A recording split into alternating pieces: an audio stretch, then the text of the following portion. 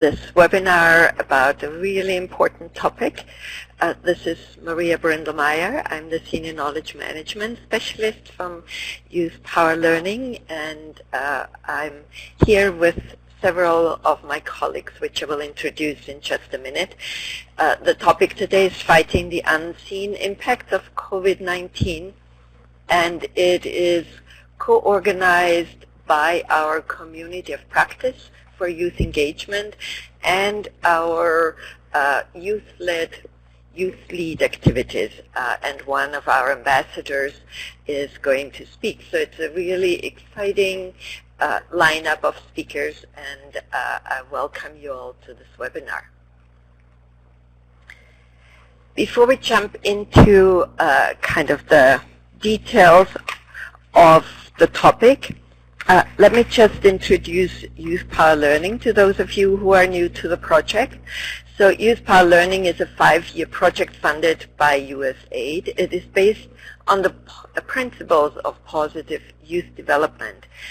The United States Agency for International Development, so USAID, has made a substantial investment in PYD, positive youth development, as a strategy for recognizing and leveraging the potential of youth and promoting positive outcomes for youth in low and middle income countries. And through Youth Power, which includes many different projects, USAID is funding implementation and evaluations and learning. And particularly this Youth Power Learning project is focused on sharing knowledge, learning tools, best practices, and what works in positive youth development. So how do we define positive youth development? It's defined as providing youth with assets, so that means skills, it can mean capital. It also includes providing youth with the ability to leverage those assets through agency and contribute to positive change for themselves and their communities. And very importantly, youth should also be surrounded by an enabling environment that supports them. So the Youth Power Learning activities include a range of different activities, starting with the learning hubs. And Youth Power Learning captures the learnings from youth programs all across the globe, and then shares them through youthpower.org, but also youthlead.org, which is a more recent hub that's particularly focused on young change makers. And we use the communities of practice, like the one that is hosting the webinar today for youth engagement, to share the knowledge from lots of different practitioners and communicate with each other. So the activities have included research, for example, a systematic review. We've had grants, and the networking activities have included the 4 communities of practice: the youth engagement, which I've already mentioned, gender and positive youth development, youth in peace and security, and cross-sectoral skills. And this is the last in the series of the webinars organized by these communities of practice. But we've more recently, as I mentioned, also started a network with young change makers, which is on the platform youthlead.org. And so this webinar today is a combination of these 2 communities and networks. And the activities that I've just presented are supported by the team that's on this picture, starting with Cassandra Chessie, our director, myself in the middle, Sarah Sladen, who you will hear in just a minute, Rachel Stepka, our communications manager, Abulaji and Ikenna, who are Atlas Core Fellows who have been working with the project over the last few years, last year, and Nila Marat, who was a youth lead Atlas Core Fellow too. And today on the call, we are also joined by Katie Green, who together with Sarah Sladen has been co-championing our community of practice for youth engagement. So with that, let me hand it over to Katie to talk a little bit about what the community of practice has been doing.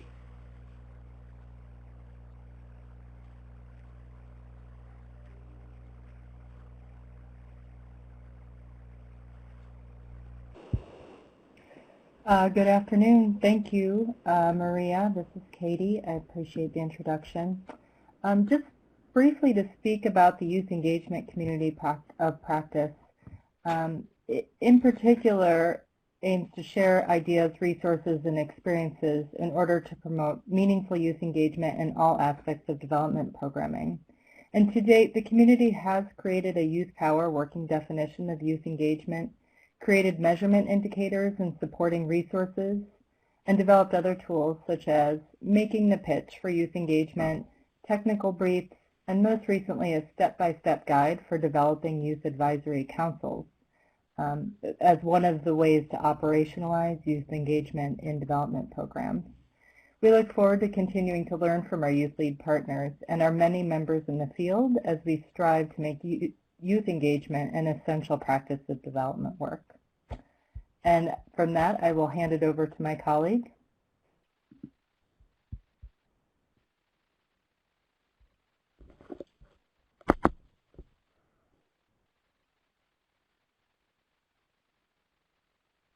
I think we're going into a series of youth lead activities.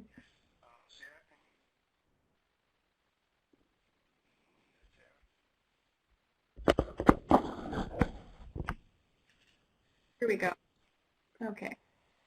Sorry about that. Took a minute for the mic to connect. Yes, you're good to go. Good morning. This is Sarah Sladen. I'm Youth Engagement Advisor for YP2LE and support the activities of Youth Lead. And as Maria mentioned, Youth Lead is a global platform under Youth Power Learning that is designed to serve as a global hub for young change makers aged 15 to 35, with the goal to enable them to maximize their impact through networking, mentoring, and access to information and capacity building activities. The platform is a great way for young people from different countries, different networks to engage, connect, and get inspired and learn from one another beyond their traditional circles through diverse resources and access to information. So the site is available in English, French, and Spanish, but we also have a Google Translate option on every page, so it is available to a wider array of young people from different countries. As part of the Youth Lead platform, we've also selected 22 young changemakers who are undertaking different activities in their communities. These are young leaders who are leading by example. This year we also incorporated a new group, our Youth Lead Peer Advisors. These are young people who've been through the Youth Lead Ambassador Program already and are returning to offer their mentorship and support as young entrepreneurs who can advise their peers. The site is also supported by a wide array of Youth Lead sponsors. We have about 20 who are contributing both financial and in-kind support through content and skill-building webinars and other capacity-building activities and tools, and we're very thankful to our sponsors for their support.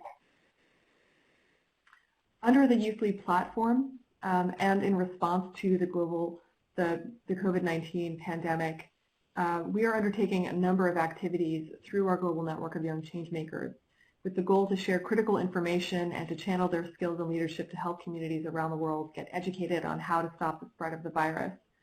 Under these activities, Youth Lead has created a few things. The first is a COVID-19 information page for young people, and we're going to continue to update this page in the coming months as we learn more information about the virus. But the goal is really to provide a place where young people can come and find vetted, trustful information about the virus and how it is impacting different types of communities where they live. We also undertook a Youth Stop the Spread call to action page. This is in support of a campaign to address safe practices, including hand washing, social distancing, and combating misinformation. And we've engaged our full Youth Lead network of young people to engage in the campaign and share with us what actions they're taking. And we're highlighting those actions on the Youth Lead page as well. Everything from information young people are sharing through campaigns, media interviews, and other examples of youth leadership. And we're also using our social media platforms to help bring added visibility to the role of young people to lead in helping to stop fight the spread of COVID-19. In addition, we're also highlighting the role of our Youth Lead partners and what they're doing right now to support young people around the world to combat COVID-19. So we invite you to visit that page and learn more about our activities and how we can support youth during this time. And with that, I'll turn it back over to Maria and to our first speaker. Thank you very much, Sarah. So I would take over, instead of Maria, I'll just take over this. Welcome everyone, and thank you all for joining. I would like to introduce our first speaker, who is Mark Frederben Gravilo, as a Youth Lead Ambassador from Philippines.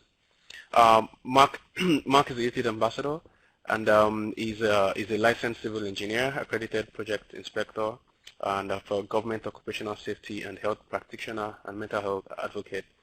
Mark has worked and volunteered with several local and international civil society organizations, focusing on awareness on issues relating to mental health and youth general well-being.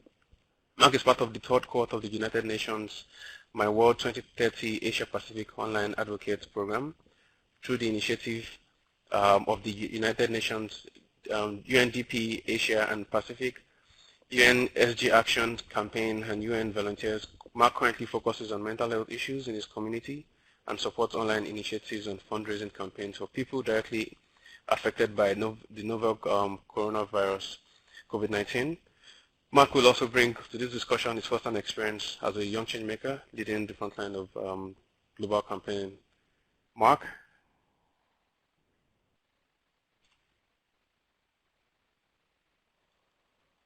Mark, you've been unmuted.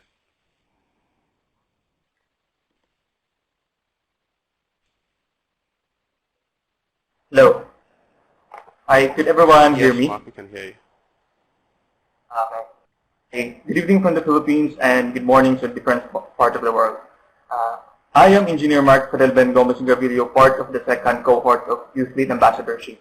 And I'm now going to talk about the mental health and psychosocial considerations during the COVID-19 outbreak. So first, let's reminisce, where did this global health pandemic really started from and when? So on December 31, 2019, the World Health Organization, the country of China, had its first report of a previously unknown virus which causes pneumonia cases in Wuhan City, eastern province of China. And on January 2020, WHO declared the outbreak of a new coronavirus disease, which has been later called as COVID-19 last February 11, which has been announced as a public health emergency of international concern. Then later on, WHO stated that there will be a high risk of COVID-19 being spread all throughout different parts of the world. So on last month, March 11, WHO officially declared COVID-19 as a global health pandemic.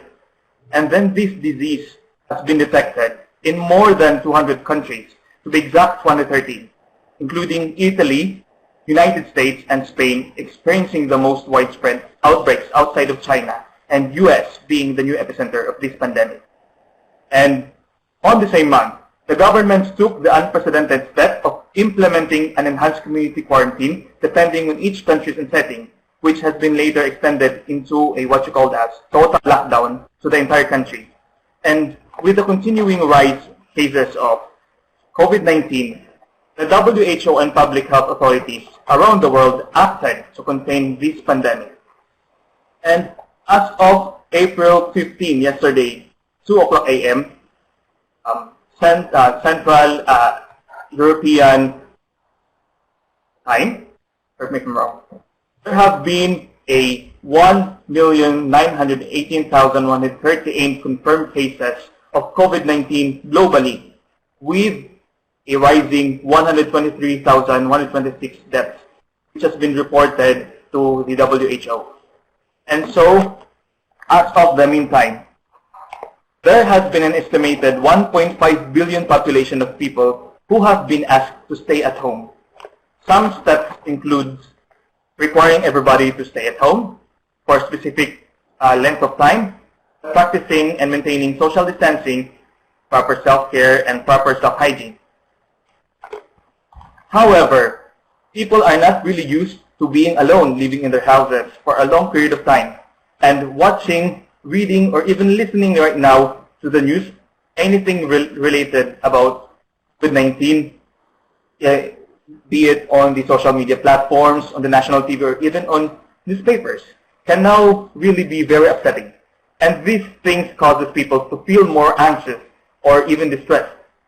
So during this isolation period, negative situations like worrying about yourself and your own safety, or even the safety of your own family, or worrying where you will get these kind of supplies to feed your children, or even worrying about the security of your own job.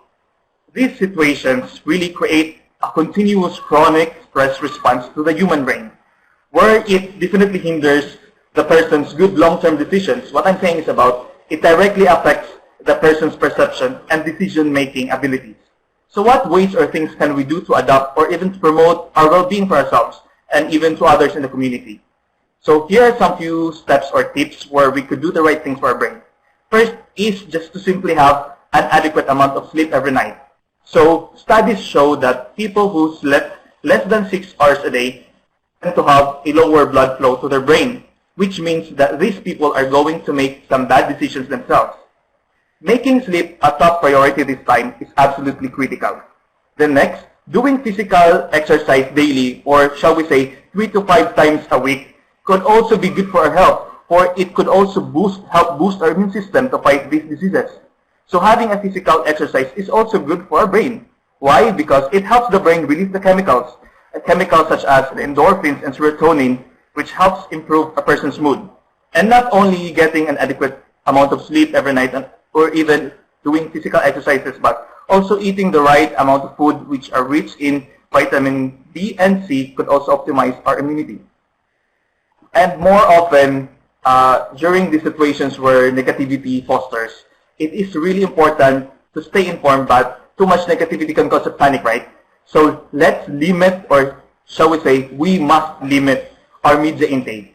So let's seek information updates about COVID-19, but listen up. We should really check the sources. So we should only get the facts or share the facts, but not the rumors or misconception or misinformation. Let's gather important information only at regular intervals every day only from the World Health Organization website, or even in the United Nations or UNICEF, or your country's national government, local health authorities, and healthcare providers. These will really help you distinguish facts from rumors. And moreover, you must really do the things that you love, things that you can make you really happy or even motivated. Things like these things could really make you feel at ease or being peaceful to yourself. Setting up a daily routine really helps a person overcome his or her fears and anxiety. And moreover, we could even draw ourselves to the forms of art in our houses, doing do-it-yourself activities, or even doing the volunteerism in helping repacking foods for families directly affected by the COVID-19 pandemic in your own country, or even helping online fundraising donation drive campaigns. So here are some examples where my own CSOs here locally are doing our online initiatives and even on field. So here are some. So first is, here is a picture of a sample template wherein my co-CSO, which is the Mental Health PH. Mental Health PH, by the way, is a social media advocacy group of people using technologies to promote and protect mental health in the Philippines. And this is an example wherein this is what you call as #RecoverTogether online campaign, using a daily reminder template for people, suggesting them to do activities every day at home. Even they're at home during the current quarantine, they could feel at the same time the sense of normalcy amid the pandemic, and as well as be productive themselves. So next, here are some Zoom dates activities online. This is an online initiative of the Youth for Mental Health Coalition, wherein this Youth for Mental Health Coalition is a group of student orgs and also youth advocates working to educate people about mental health in the Philippines, as well as alleviating the stigma surrounding it.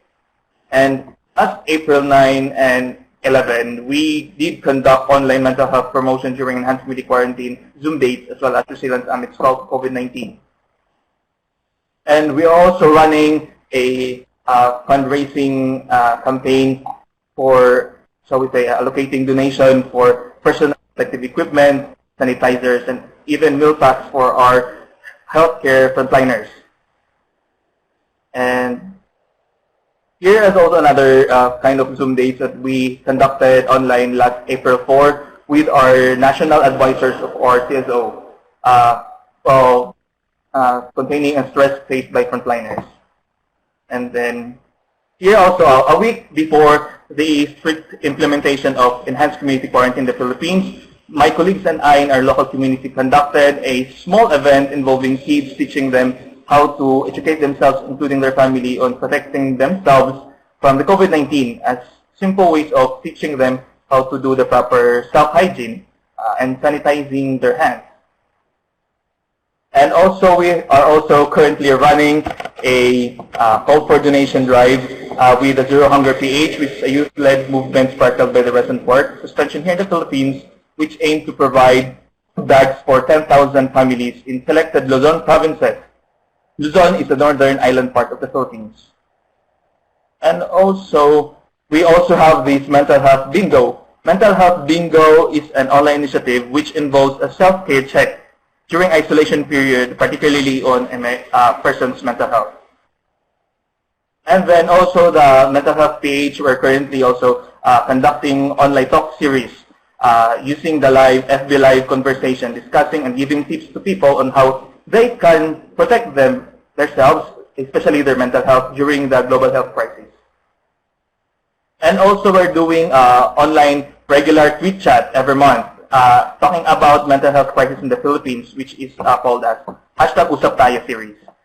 This is wherein we also tackled about addressing mental health conditions during isolation, or even concerns about job and food security, and also uploading some photos and messages for our health frontliners. Also, with the Philippine Mental Health Association's online support group, this is an online consultation involving consultants like psychologists and psychiatrists. It's really for people who are living with mental health conditions. And this is not only offered here in the Philippines, but it is online, so it's all for, it's for everyone, especially those mental health patients being affected by the global health pandemic. And here are concrete examples of the photos promoting key messages for simply raising awareness on COVID-19. These are my co-Youth Lead ambassadors, which we have uploaded on our social media and also on the Youth Lead platform.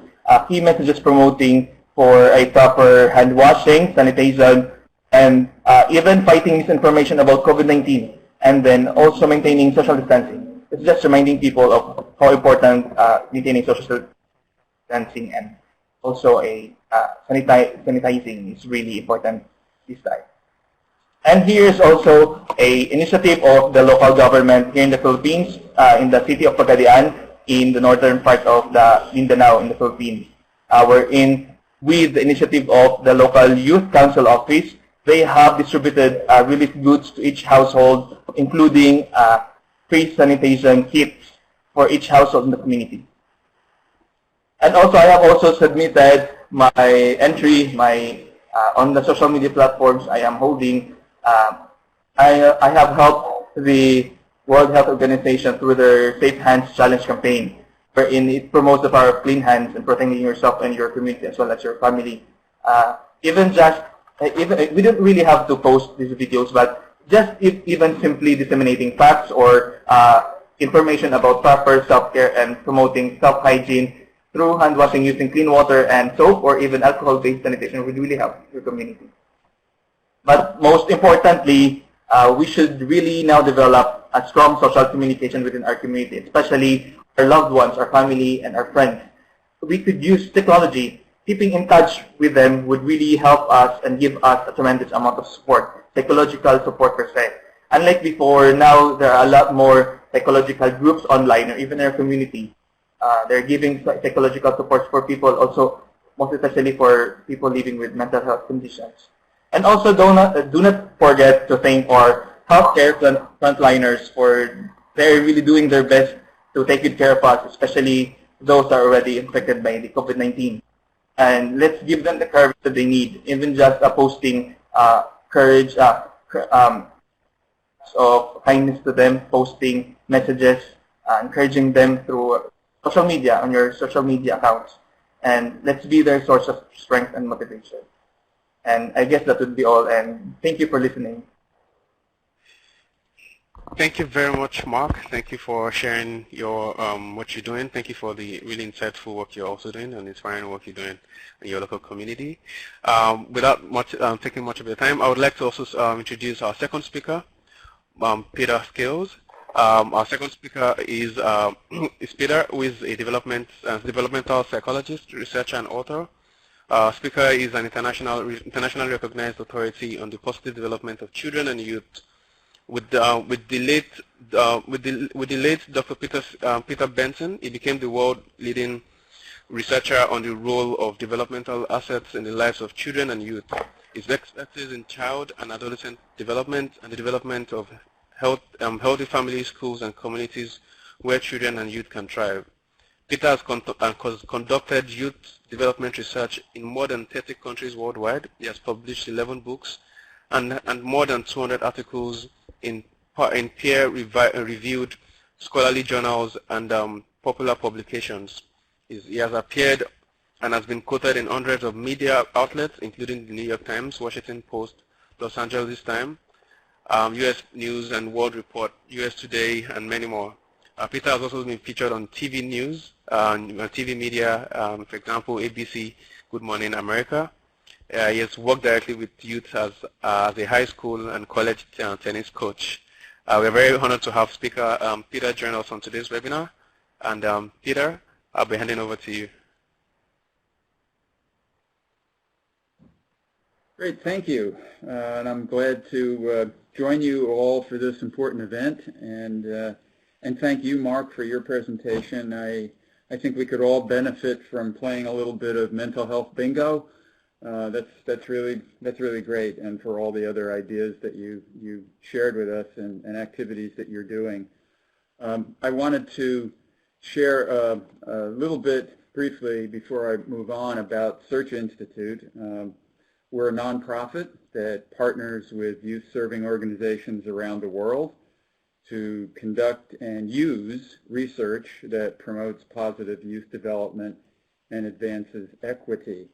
And yeah, we have worked in more than 30 countries worldwide, often in partnership with organizations such as World Vision and Save the Children, and with the support of USAID. And I've been fortunate enough to have a long life, and in that life, I've seen a lot of crises. And this one is different. There's no question. This one is different. I want to start by talking a little bit about two COVID-19 realities, because although it's affecting us all, it's not affecting us all equally. Some of us worldwide are able to social distance and work at home. Some of us have continued to hang on to employment.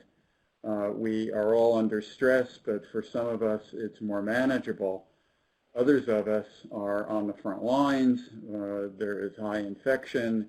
There is a great deal more anxiety and fear, loneliness, depression, and less access to technology to close that sense of isolation and help reduce it.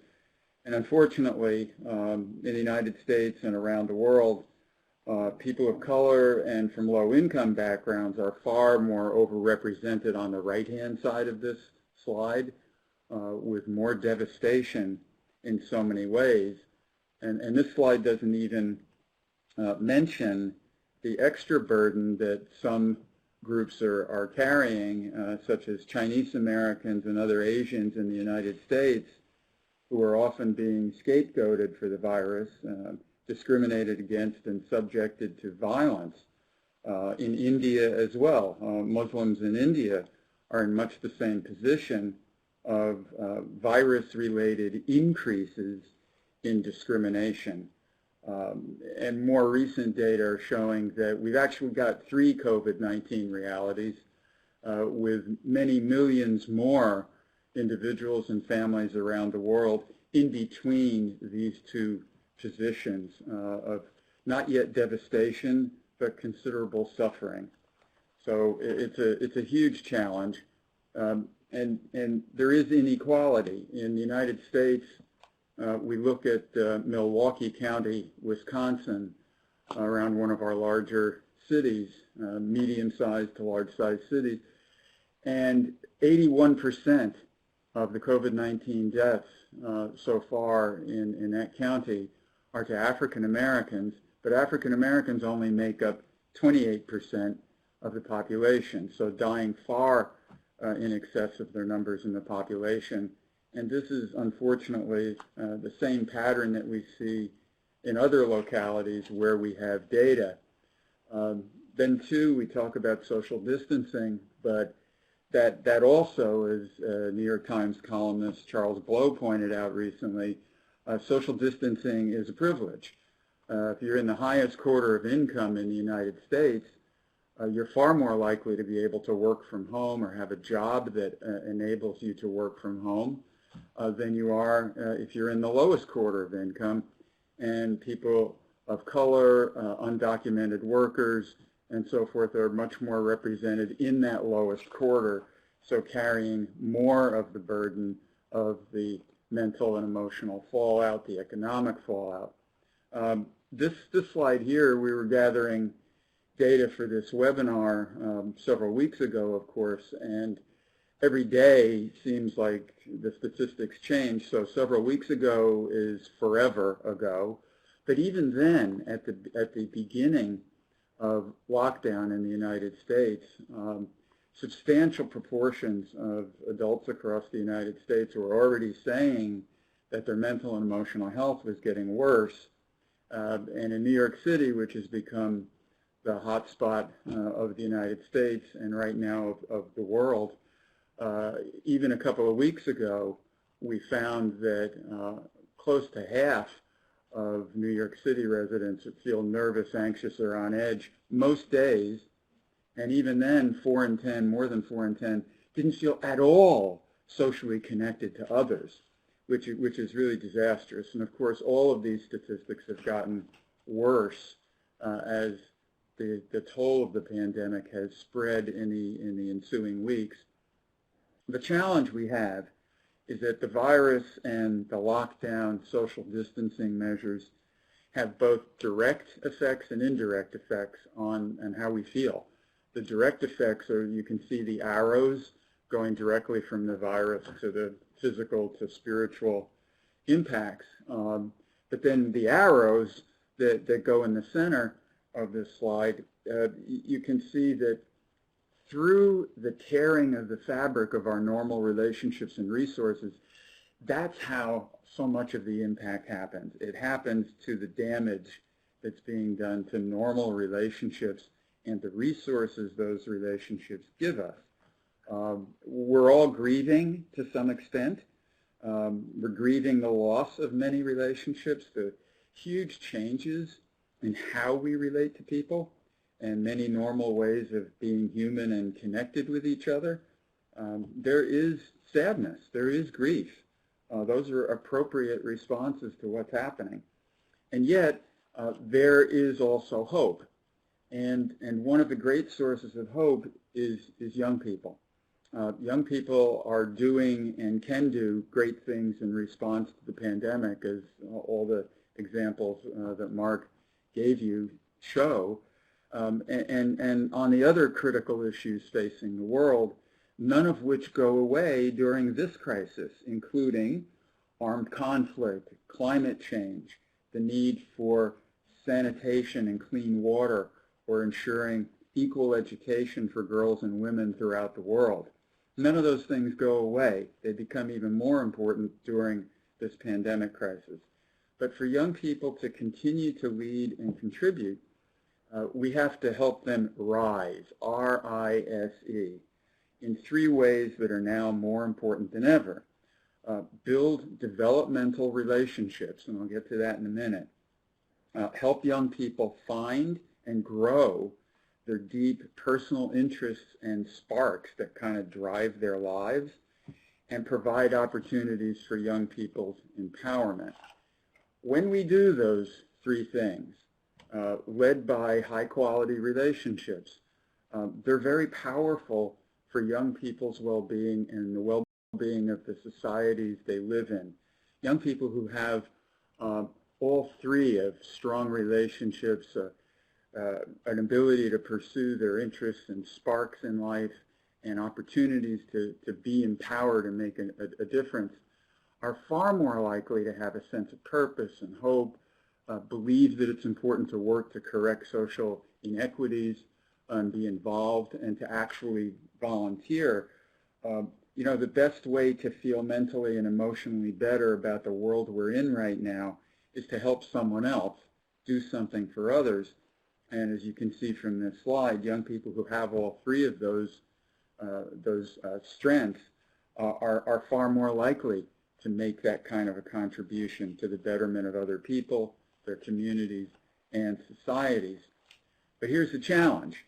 Far too few young people have enough of these strengths, and that's before the pandemic. And we did a study of 15-year-olds in the United States a few years ago, and you can see in the red and yellow portions a total of 76% of those American youth had none of those three strengths of relationships, interests, and sparks, and empowerment, or just one. That's not doing a good enough job. And unfortunately, what we know is that the relationships that are being torn apart by the pandemic and the essential measures that we're taking to combat and mitigate the spread are really taking a toll on our relationships. And yet study after study finds relationships are at the heart of how young people grow, learn, and thrive. On the right-hand side, you see a quote from our late colleague, Peter Benson, who ran Search Institute for a number of years. And he said, relationships are the oxygen of human development. Without the oxygen of relationships, we can't breathe and grow. For a lot of us right now, it's metaphorically hard to breathe because our relationships are so changed. So relationships are critical. But it's not just any relationship that matters. We call them developmental relationships. And so what we all need, particularly young people, are relationships that aren't just transactional. You give me something, I'll give you something in exchange, but emotionally deep, based on caring. They're not one-directional. It isn't just about adults telling young people what to do. It's about each person, young and older, influencing each other, learning from each other.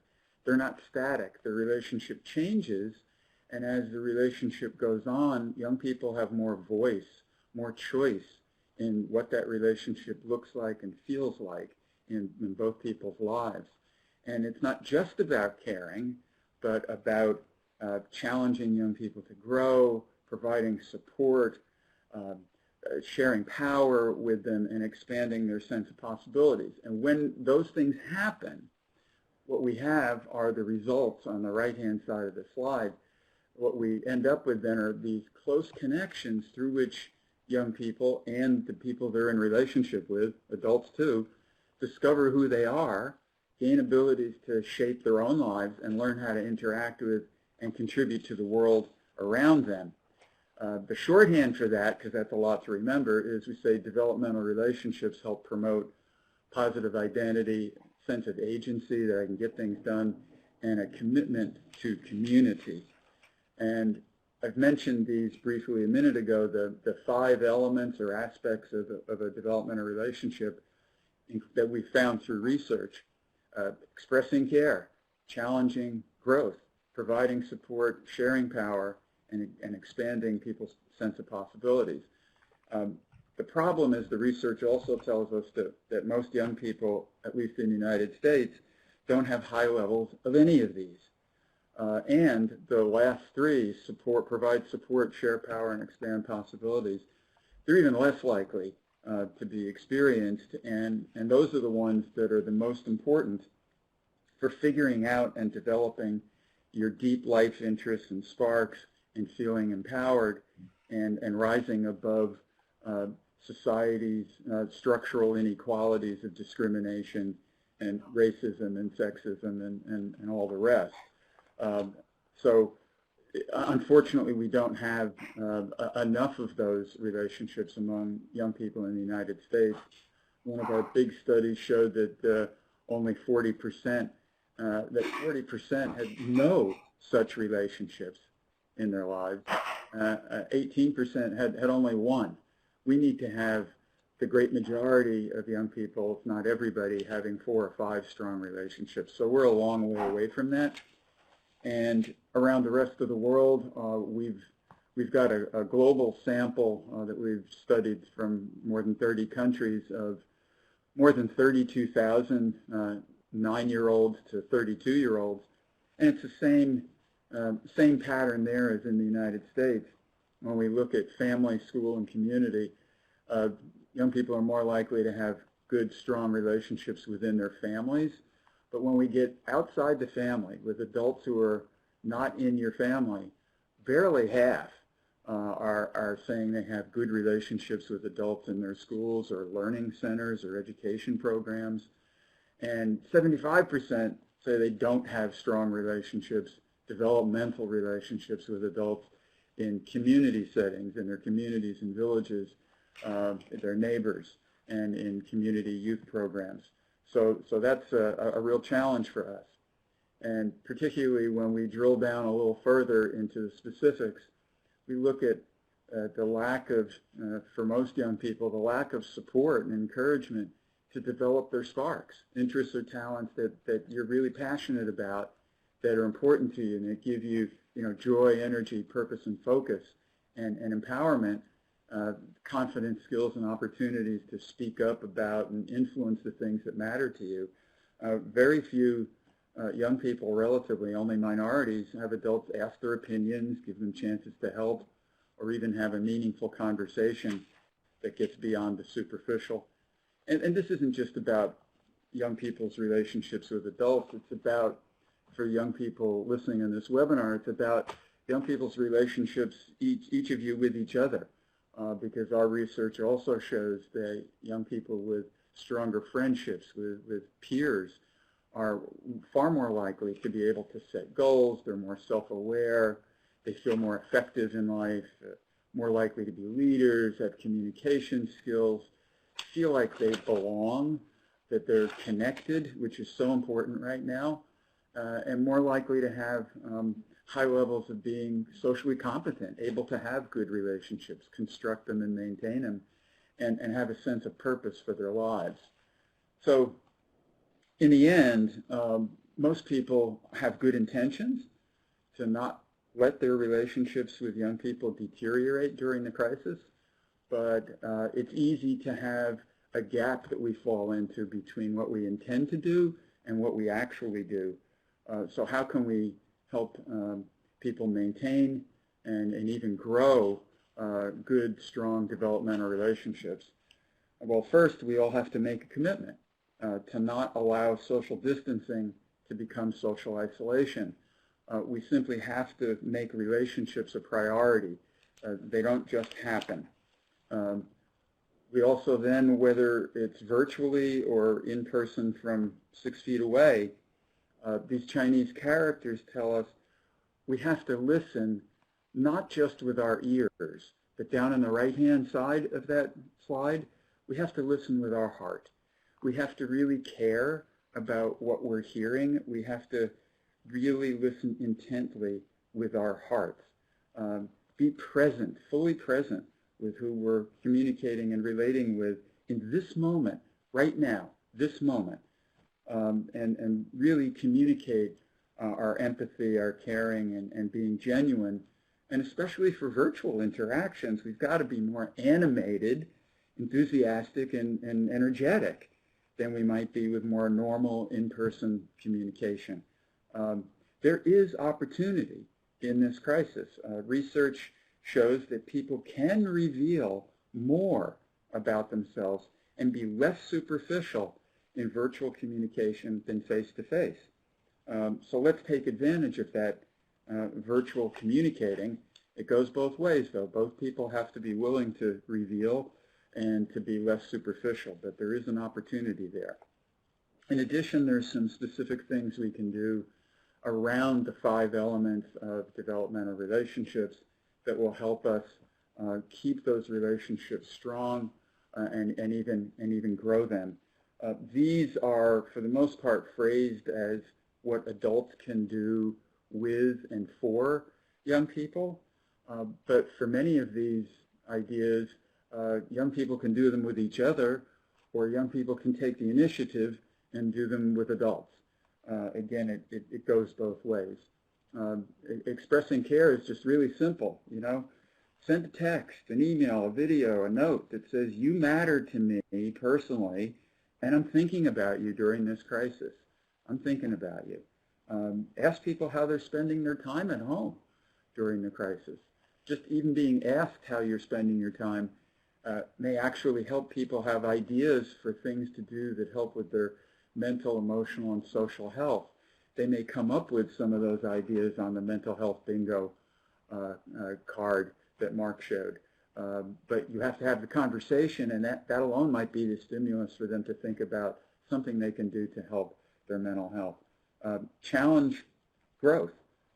Ask young people what they are doing or what they could be doing to help out during this crisis, and how they can contribute to people staying safe and healthy, like wear a mask. Set an example for the too many adults who still are not wearing masks. Wear a mask. Ask young people to set one personal goal for something that they want to achieve. Is there something you want to achieve during the time away from school or programs or your normal responsibilities, commitments, and schedule? This is a good time for setting some new, small, and achievable goals. And I also want to say a time for continuing to have big dreams, because there will be a life after this crisis stage passes. It's going to look very different from how life looked pre-COVID-19, at least for some period of time, for maybe a year or even 2 years. We're going to be in a transition, but we will get past this crisis stage. So dream big, and start planning for that dream, because there will be a time when we're able to not simply think about staying mentally healthy and surviving, but pursuing how we can thrive and help the people around us thrive. For providing support, just ask young people and others how they're feeling, and acknowledge and accept their feelings. Nobody is helped when we say, oh, well, everybody's feeling that way. Well, yes, everybody's feeling that way, but my feeling is my feeling, and it's hurting me right now to have this feeling. So just accept that person, and yes, it's hard.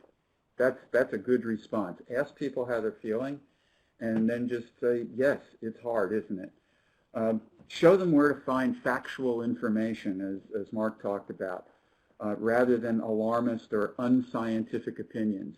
Remember, misinformation spreads more rapidly than the disease itself. Spread science instead. And for expanding possibilities, you know, young people can send adults something to watch or read that will be new to them, something different, just as adults can do that. You can do it with each other as young people. Use this time to use the web and social media to get a better idea of how young people around the world who are different than you are experiencing COVID-19 and what's happening in their communities, villages, and countries, and how they're contributing or leading efforts in their communities to combat the disease. So hold a virtual chat, video or text with somebody who works in a job or field that maybe it's a focus of what you were studying in school classes, or trying to understand more in a group or program. Maybe it's somebody who works in a job or field that you're not studying at all, but something that you're interested in. This is a time when you can explore some of those things. Take advantage of this opportunity to the extent that you have access to the technology to do so. Another thing that's important for all of us, with either in-person relating to each other, either impossible or from 6 feet away, it's more important than ever to be very intentional about connecting with others.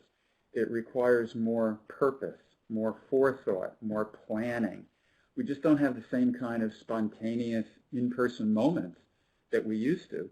So what helps with this then is to make a written commitment to connecting in a specific way with a specific person or people. Now this says fill in the blanks on your index card, because Search Institute, when we do our developmental relationships workshops, we use index cards. And of course, we don't have in-person workshops now. But it doesn't matter. You can write it down on anything. You can record it into a phone or any other device. Any medium for making a notation of this commitment will work. All this does is it gives us a little nudge, a little gentle push that most of us need, because developmental relationships don't just happen. They need to be cultivated and nourished on purpose. In the end, it's a choice. In the end, we can commit to nourishing and cultivating young people's developmental relationships, interests and sparks and empowerment, RISE, so they have strong roots that allow them to rise like strong, healthy trees. Or we can neglect those nutrients and watch the trees die as their roots wither away. We are making choices every day as adults in how we relate or don't with the young people in our lives. Young people also are making the same choice about how you relate with each other and with the adults around you. So let's make the choice to build developmental relationships, help people promote, find, grow their interests and sparks, and provide opportunities for their empowerment. If we do that, we will help young people rise like strong, healthy trees, even during this time of great uncertainty and challenge. Together, we can make hope happen. Thank you. Stay safe, stay healthy, stay active, stay engaged. Take care and give care. Thank you very much.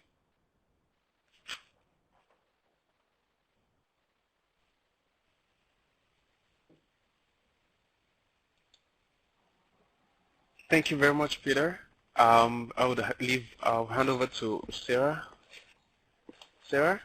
Thank you so much, Mark and Peter, for your remarks today. It's really wonderful to have your presentations and just so helpful to have a different way of framing this current moment and thinking about connections, as I think so many of us feel somewhat disconnected from each other.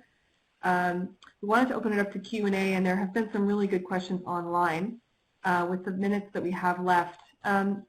There were a couple of questions here about kind of accessibility, and so much is happening, almost everything is happening online right now, and we know that that can present an uneven picture for people who have less access to internet. So much of the recommendations have been around virtual engagement. I just wanted to understand, perhaps either from Mark or Peter, how we might think about engaging young people who don't have the same level of access to online activities, but who need as much attention to address some of these supports and strategies. Mark, can you maybe start out and help us understand, how right now, what does this look like for you in terms of reaching young people who have less access to online resources with your mental health outreach? And then perhaps Peter, if you wanted to weigh in on that as well. Hello, can you hear me? Hello. Yes, go ahead. With regards to those who don't have enough access to online, we also have launched a pilot series of using only text messages, also using your phone for those who don't have access to internet. And this is also a social support group using text messages or even phone, but we're still on pilot testing also next week. Because we could not really have a field session for this kind of psychological consultation, because right now there has been an total lockdown or even enhanced community quarantine, wherein you need to have a quarantine pass or whatsoever has been indicated in your government in the country. So that's the only way that, other than the online support group, we are conducting consultations through. But we're also in partner with the Philippine Mental Health Association, as I have mentioned a while ago. It's not only an online support group using the internet, but also using phones wherein you can call for an immediate response to those psychological consultation or help. That would be all. Okay. So leveraging some local partnerships as well as mobile phone options for those who may not be able to get onto computers or onto the internet as easily. Thank you. Welcome. Yeah, and I would Peter, add. I would add just one note to that, and it's a longer term, unfortunately, a longer term response. But advocacy is so important because, as I mentioned, I think we're going to be in this transition stage to whatever our new normal is going to be for quite a long time. So this is not a temporary divide between those who have access and those who don't.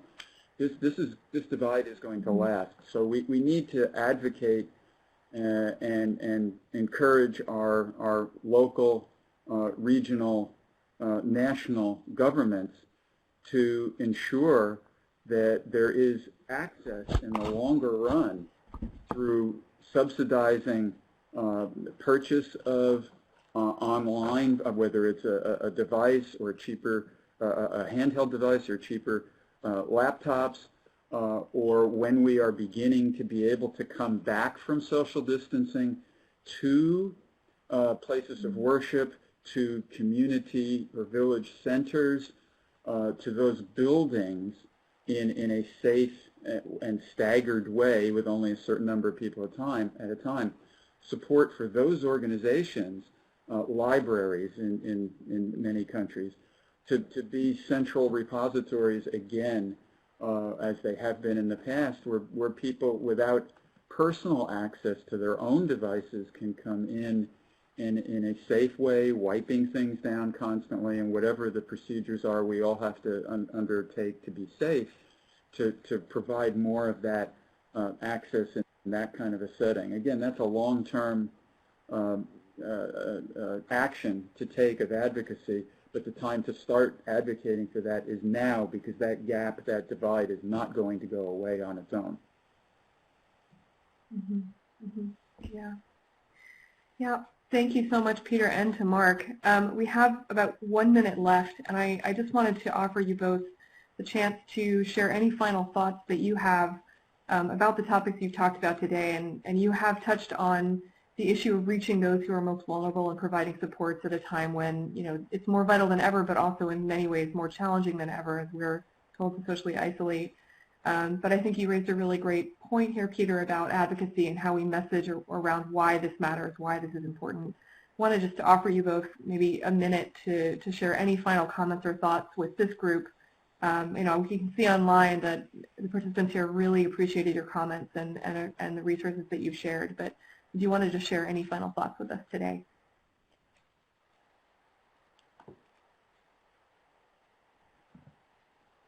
Well, this is Peter. I would say it's a combination of things that we have to do personally and in our professional lives. Those of us who you know have work responsibilities and the privilege of working, and it's a combination between getting through today and doing all the things that we have to get through today and help others get through today in as healthy a way as possible, and continuing to advocate, to engage and take action for the longer term at the same time.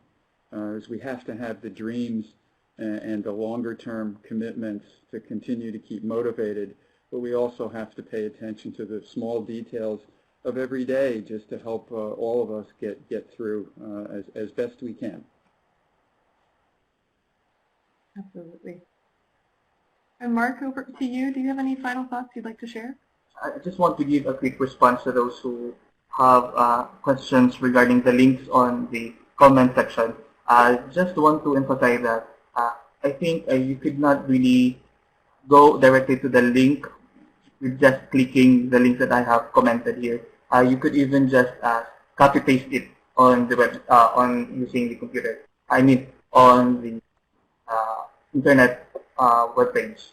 And then for just a short last message, just really keep in touch with your family and loved ones nowadays, and then just keep on motivating yourself, doing it yourself in your houses, in your homes, in isolation period, and then just keep your faith and just pray to God that everything will really be smooth, and just give a leap of faith. Just trusting your friends, yourself, and most importantly, God. I think it will be all. Thank you so much, Mark. So we talked a little bit about the personal and staying connected to wider action, and I think both of those things are so vital to keep each of us kind of moving forward and getting through this. I wanted to just talk about a couple ways you can stay engaged with us going forward from this webinar. In terms of what you can do next, please help us spread the message of positive youth development and how we can support young people to reach their full potential. I think the messages that have come through from this webinar really reflect the values of PYD, and a lot of that is around staying connected and having meaningful relationships, communicating and trusting young people. You can also join a Youth Power community of practice and register at youthpower.org to get regular updates about the topics of your choice and interest, including the Youth Engagement COP. Youth Power Learning will be coming to an end in June, so we will be transitioning some of these communities of practice in different ways, but if you get connected now, you can stay engaged and keep up to date with some of the ways that the project will continue to evolve. You can also visit Youth Power Learning at youthpower.org to use the PYD sources, best practices, and knowledge is shared. And we will be posting this webinar to youthpower.org as well as youthlead.org. So if you're a young change maker, we really encourage you to go to youthlead.org, create a profile, sign up to get our newsletter, and get engaged with the Youth Lead COVID-19 campaign to stop the spread. We'd love to have your participation. And there's plenty of resources on that site, including information from Search and Peter, where you can find more about some of the ideas and practices that he shared today. Again, thank you so much for joining us. We really appreciate your participation and some of the thoughtful questions that have come through. And thank you so much again to our speakers, Mark and Peter, for joining us today and sharing your knowledge.